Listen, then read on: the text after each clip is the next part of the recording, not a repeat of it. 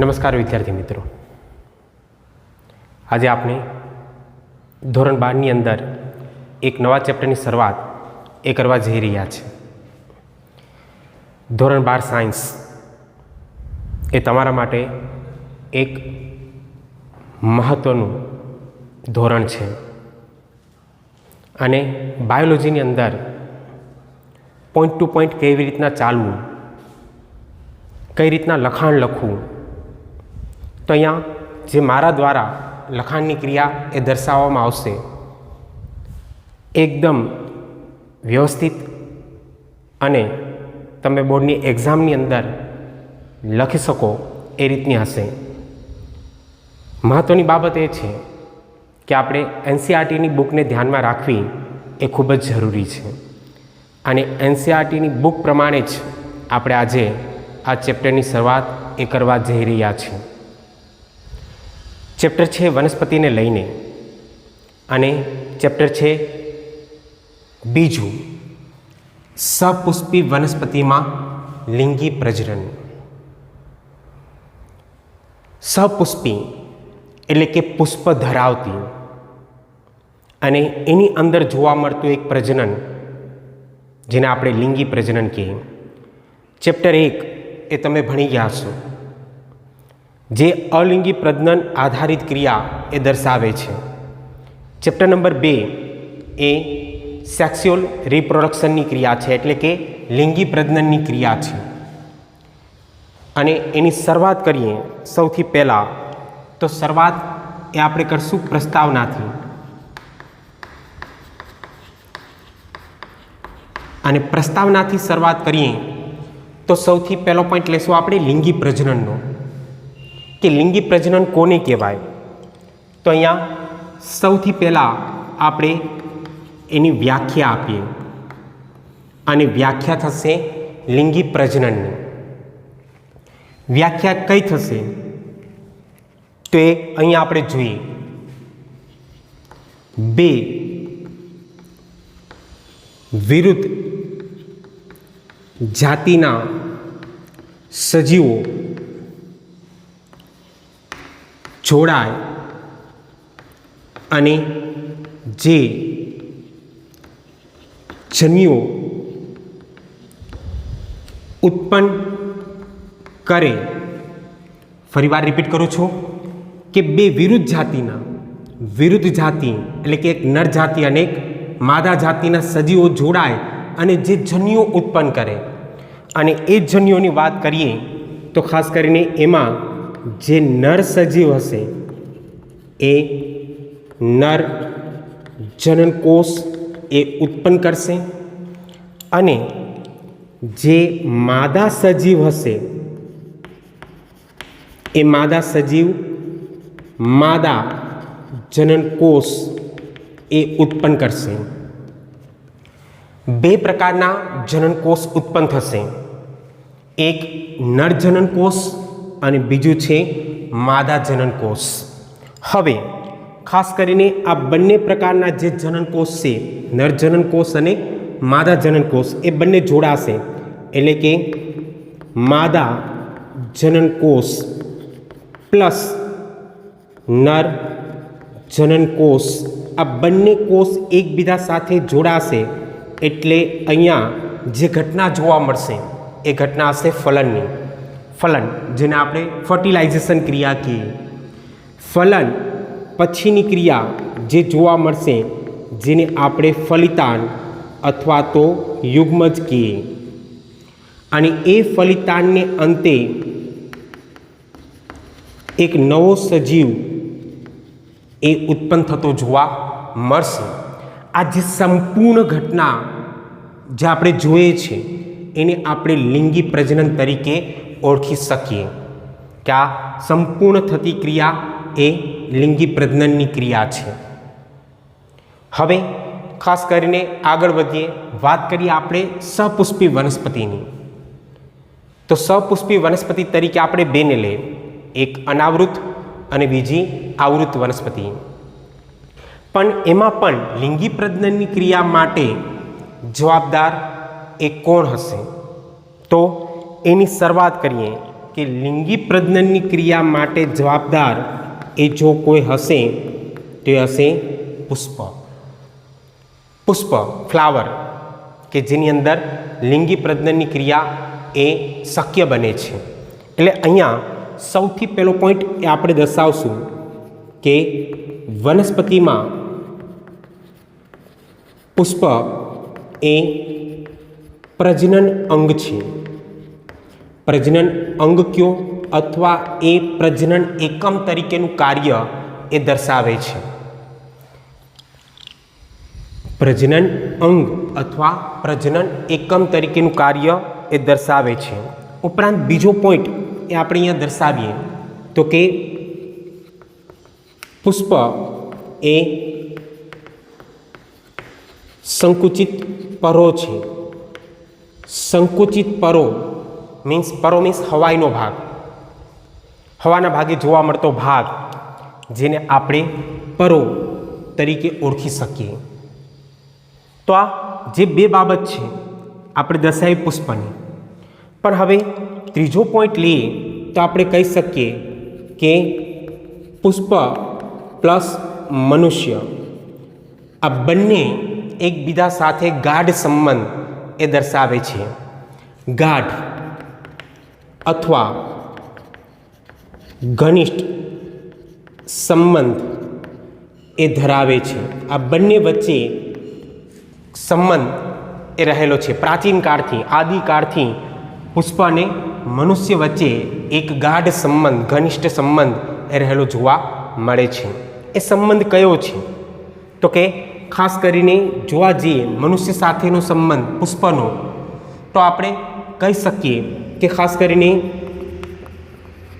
સૌંદર્યલક્ષી જે ક્રિયાઓ છે, ઉપરાંત સુશોભનની જે ક્રિયાઓ છે, ઉપરાંત ધાર્મિક ક્રિયાઓ છે, ઉપરાંત જે સામાજિક ક્રિયાઓ છે, ઉપરાંત જે સાંસ્કૃતિક ક્રિયાઓ છે એમાં એનું મૂલ્ય એ રહેલું છે. એટલે કે આ તમામ બાબતોની અંદર પુષ્પનું મૂલ્ય એ જોવા મળે છે. એ સૌંદર્યલક્ષી હોય, એ સુશોભનને લઈને હોય, એ ધાર્મિક બાબતને લઈને હોય, એ સામાજિક બાબતને લઈને હોય કે એ સાંસ્કૃતિક બાબતને લઈને હોય, એમાં કોઈને કોઈ રીતે પુષ્પનું મૂલ્ય એ રહેલું હોય છે. આ ઉપરાંત આપણે કહી શકીએ કે આ ઉપરાંત પુષ્પ એ ખાસ કરીને ખુશી, હેત, લાગણી, શોક કે દુઃખ વ્યક્ત કરવાના પ્રતીક તરીકે ઉપયોગી છે. આ ઉપરાંત એનો ઉપયોગ એ આવી બાબતોની અંદર થતો પણ જોવા મળે છે. એ ખુશીની બાબત હોય, એ હિતની બાબત હોય, એ લાગણીની બાબત હોય, શોકની બાબત હોય કે દુઃખની બાબત હોય, આ તમામ બાબતની અંદર આપણે પુષ્પનો ઉપયોગ એ કરીએ છીએ. ને આપણે બાબતથી પરિચિત છે, આપણે જાણીએ છીએ કે આવી તમામ બાબતોની અંદર પુષ્પનો ઉપયોગ એ થતો જોવા મળતો હોય છે. બુકની અંદર એક પોઈન્ટ આપેલો છે અને પોઈન્ટ એ આપણે અહીંયા લેશું કે ખાસ કરીને પુષ્પ સંવર્ધનની ક્રિયા. પુષ્પ સંવર્ધન જેને આપણે ફ્લોરી કલ્ચર તરીકે ઓળખી શકીએ. પુષ્પ સંવર્ધન જેને આપણે ફ્લોરિકલ્ચર કહીશું. અને આ જે ફ્લોરી ક્રિયા છે એ ફ્લોરી ક્રિયા એ પુષ્પ સાથે સંકળાયેલી ક્રિયા છે અને કલ્ચર એટલે કે સંવર્ધન. ખાલી ટૂંકમાં કહી દો કે જે પુષ્પ ઉછેરની ક્રિયા છે, બાગાયત ક્રિયા છે, અથવા તો જે ફૂલોની ખેતી છે, આ ત્રણે ત્રણ ક્રિયા એ ફ્લોરિકલ્ચરની છે, પુષ્પ સંવર્ધનની ક્રિયા છે. અને ફાધર ઓફ ફ્લોરિકલ્ચર તરીકે આપણે કોને લઈ શકીએ? તો કે ફાધર ઓફ ફ્લોરિકલ્ચર તરીકે આપણે મારિયો ને લઈ શકીએ. મારિયો એક વ્યક્તિ છે, પોતે બોટનિસ્ટ હતા અને એને સૌથી પહેલી શરૂઆત કરી ફ્લોરિકલ્ચરની. અહીં આપણે વિડીયો ગેમની વાત નથી કરતા કે મારિયો વિડીયો ગેમ, એની વાત આપણે કરતા નથી. આ જે મારિયો છે એ એક વ્યક્તિ છે કે જેને સૌથી પહેલાં ફ્લોરિકલ્ચરની શરૂઆત એ કરી. તો આ જે બાબત છે એ પુષ્પની બાબત એ આપણે જોઈ ગયા. હવે આગળ વધીએ અને બીજો પોઈન્ટ લઈએ, અને પોઈન્ટ છે પુષ્પની રચના. પુષ્પની રચના જો શરૂઆત કરીએ કે ખાસ કરીને જ્યારે પુષ્પની અંદર થતી બે ક્રિયા, સૌથી પહેલો પોઈન્ટ આપણે અહીંયા દર્શાવીએ કે પુષ્પની અંદર થતી બે ક્રિયા, વિભેદન અને વિકાસ. આ ધ્યાન રાખજો વિદ્યાર્થી મિત્રો કે પુષ્પની અંદર થતી વિભેદનની ક્રિયા અને એને લઈને થતી વિકાસની જે ક્રિયા છે એમાં બે બાબત એ સંકળાયેલી છે. અને બે બાબત કઈ? તો કે વિભેદન અને વિકાસની ક્રિયામાં એક તો અંતઃસ્ત્રાવો છે અને બીજી બાબત છે રચનાત્મક ફેરફારો, કે જેને લઈને પુષ્પની અંદર વિભેદન અને વિકાસની ક્રિયા એ જોવા મળે છે. તો આ પહેલી બાબત હતી જે આપણે ક્લિયર કરી ગયા. હવે પુષ્પની વાત કરીએ તો લાક્ષણિક પુષ્પની અંદર, હું શબ્દ વાપરું છું લાક્ષણિક, કે લાક્ષણિક પુષ્પની અંદર કુલ 4 ચક્ર એ આવેલા હોય છે. અને એ 4 ચક્ર અનુક્રમે જોવા જઈએ તો એક છે વજ્રચક્ર, બીજું છે દલચક્ર, ત્રીજું છે પુકેસર ચક્ર અને ચોથું છે સ્ત્રીકેસર ચક્ર. કુલ એક લાક્ષણિક પુષ્પની અંદર કુલ 4 ચક્ર આવેલા હશે. ધોરણ 11ની અંદર તમે ભણી ગયા કે કુલ 4 ચક્ર જોવા મળે, જેમાં વજ્ર અને દલ ચક્ર એ બંને સહાયક ચક્રો છે, જે પ્રજનનની ક્રિયામાં ભાગ લેતા નથી પણ પ્રજનનની ક્રિયામાં મદદરૂપ થાય છે, એટલે કે સહાયક ચક્ર છે. જ્યારે બાકીના બીજા 2 ચક્ર છે, પુકેસર ચક્ર અને સ્ત્રીકેસર ચક્ર, આ બંને ચક્ર એ આવશ્યક ચક્રો છે કે જે પ્રજનનની ક્રિયામાં ભાગ લે છે. તો ખાસ કરીને કુલ 4 ચક્ર એ આવેલા છે, વજ્ર, દલ, પુકેસર અને સ્ત્રીકેસર. હવે આ 4 ચક્રની જો વાત કરીએ તો એ 4 ચક્ર જોવા માટે આપણે એક પુષ્પની આકૃતિ એ જોશું અને એના દ્વારા આપણે સંપૂર્ણ બાબતની સમજ એ મેળવશું. જો એક પુષ્પની આકૃતિ જોઈએ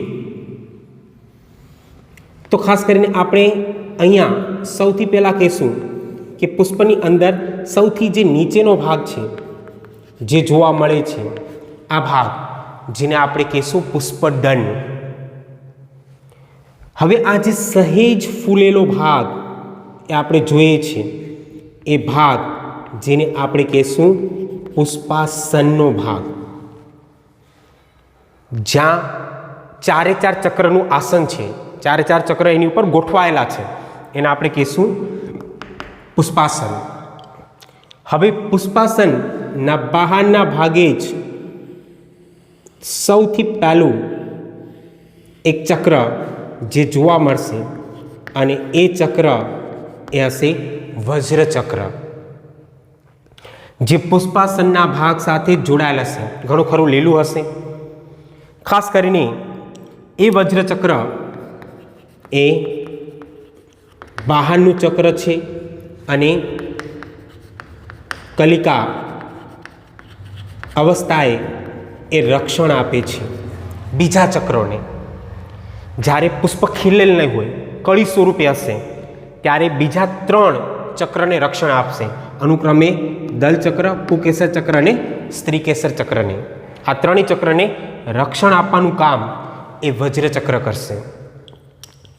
હવે ત્યાંથી આગળ વધીએ અને દર્શાવીએ આપણે બીજું ચક્ર, અને એ ચક્ર છે દલચક્ર, જેને આપણે પુષ્પની પાંખડી અથવા ફૂલની પાંખડી એ કહીએ. દલચક્રની વાત કરીએ તો ખાસ કરીને દલચક્ર એક તો આકર્ષક રંગ ધરાવે, અવનવા રંગ એ દલચક્રના જોવા મળે. લાલ છે, પીળો છે, સફેદ છે, આવા આકર્ષક રંગ ધરાવતું ચક્ર એટલે દલચક્ર. બીજી બાબત એ દલચક્રની જોઈએ તો એ પ્રજનન અંગોને રક્ષણ આપે. પ્રજનન અંગો કયા? 2, એક પુકેસર અને એક સ્ત્રીકેસર. આ બંને જે આવશ્યક અથવા આપણે કહીએ કે આ જે પ્રજનન ચક્રો છે એને રક્ષણ આપવાનું કામ એ કોણ કરશે? તો કે દલચક્ર. ત્રીજું કાર્ય જોઈએ તો કે કીટકોને આકર્ષે.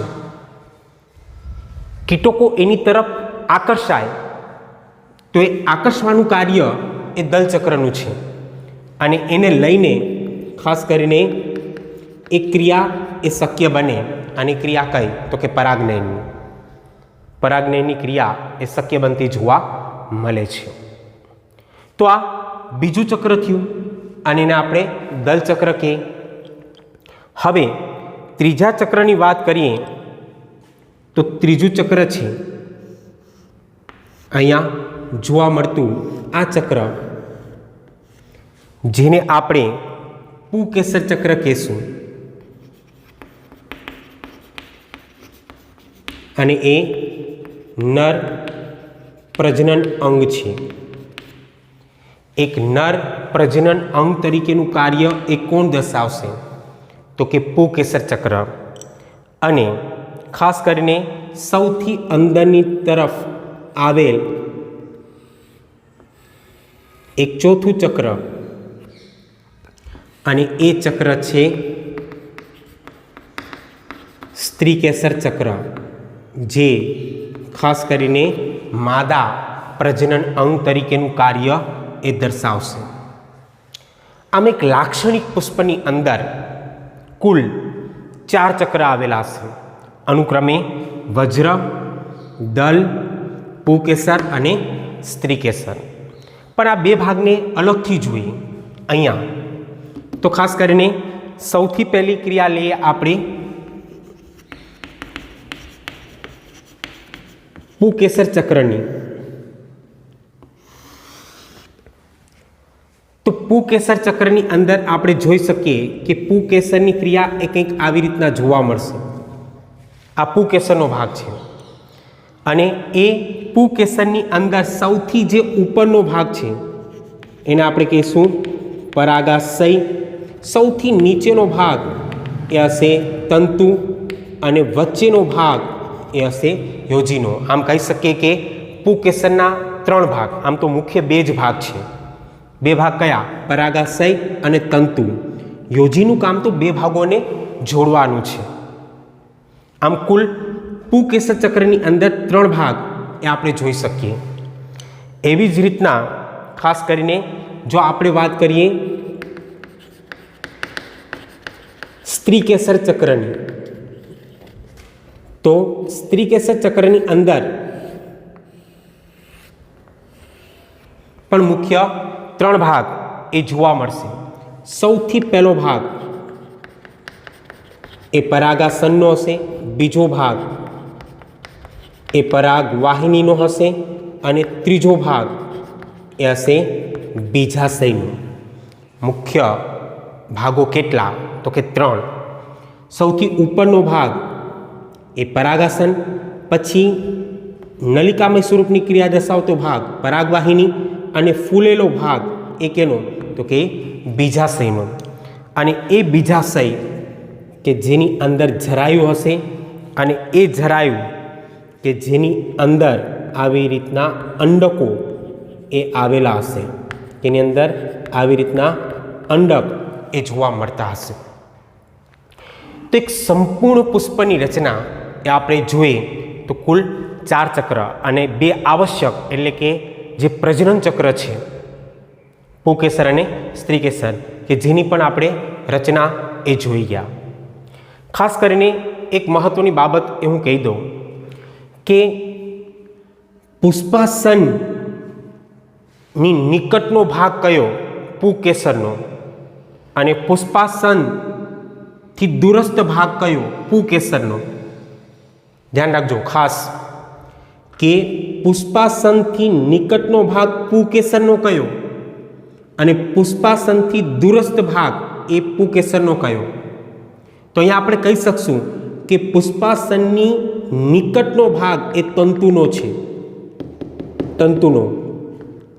જ્યારે પુષ્પાસનથી પુંકેસરનો દૂરસ્થ ભાગ એ આ હશે, એટલે કે પરાગાશયનો. Clear point? એવી જ રીતના પુષ્પાસનથી નિકટ સ્ત્રીકેસરનો ભાગ કયો અને પુષ્પાસનથી દૂરસ્થ સ્ત્રીકેસરનો ભાગ કયો? તો કે પુષ્પાસનથી નિકટનો ભાગ સૌથી પહેલો એ આવશે, એટલે કે બીજાશય. અને પુષ્પાસનથી દૂરસ્થ ભાગ એટલે આવશે પરાગાસનનો. આ એક પોઈન્ટ ધ્યાન રાખજો કે કયો નિકટનો ભાગ છે અને કયો દૂરસ્થ ભાગ છે. જ્યારે આપણે પુષ્પની વાત કરીએ છીએ તો પુષ્પ એ 2માં જોવા મળશે, અનાવૃત અને આવૃતમાં. પણ હું બારોબારથી ખાલી પોઈન્ટ એટલો ક્લિયર કરાવી દઉં કે અનાવૃતની અંદર જે તમે ધોરણ 11માં ભણી ગયા હતા કે લઘુ બીજાણુ પર્ણ હોય, જે અહીંયા આવૃત બીજધારી વનસ્પતિની અંદર એને પુંકેસર તરીકે ઓળખવામાં આવશે. એવી જ રીતના અનાવૃતની અંદર જે મહાબીજાણુ પર્ણ એ હતું એ આવૃતની અંદર સ્ત્રીકેસર તરીકે ઓળખવામાં આવશે. આ બંને એકબીજાને સમાન છે એવું કેવું હોય તો આપણે કહી શકીએ. તો ખ્યાલ આવી જશે ત્યાં સુધીની ક્રિયા. આજ પૂરતી એટલું જ રાખશું.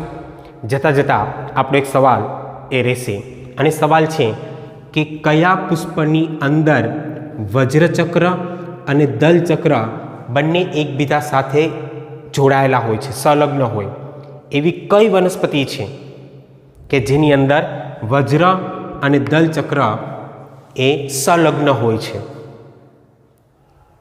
ધોરણ 11માં તમે ભણી ગયા છો, એટલે જવાબ એ ખ્યાલ હોય તો મને કોમેન્ટની અંદર જવાબ એ આપજો. અને જો વિડીયો એ તમને સારો લાગ્યો હોય તો આ ચેનલને સબસ્ક્રાઈબ કરજો, લાઈક કરજો અને શેર કરજો. Thank you. ધન્યવાદ.